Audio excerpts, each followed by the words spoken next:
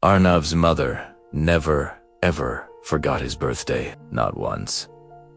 Every single year, she baked him the same chocolate cake. The frosting was always messy, the layers were uneven, and she always put way too many sprinkles on top. But it was filled with pure, unconditional love. When Arnav was a little kid, he absolutely loved that cake. It was the best thing in the world.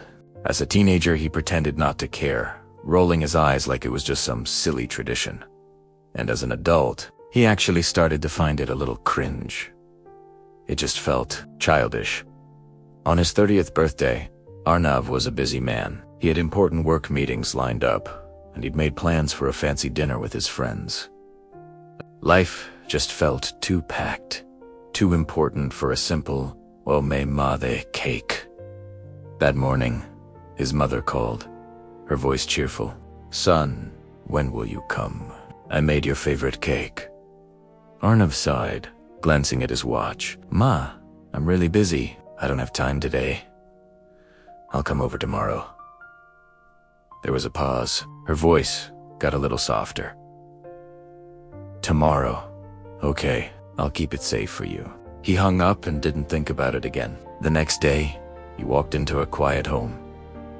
And there it was. The cake was still on the table, completely untouched. A single candle had melted into a waxy puddle on the frosting. "Ma," he called out, a strange feeling creeping into his chest. No answer.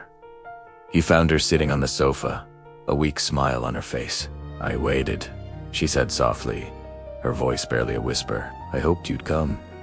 Suddenly, she started coughing, a deep, violent cough, and then she just collapsed into his arms. Hours later, the hospital lights felt too bright, too cold. The doctor walked out, his face heavy with bad news. She'd been sick for weeks. He sighed gently. She was hiding it. She didn't want to worry you. In that moment, Arnav's world shattered into a million pieces.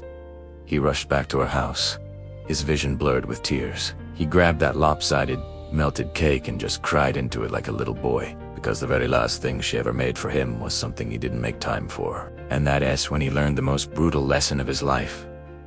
A mother's love doesn't stop for birthdays. But birthdays, they stop coming when you start taking that love for granted. Don't wait until it's too late. Thank you for watching.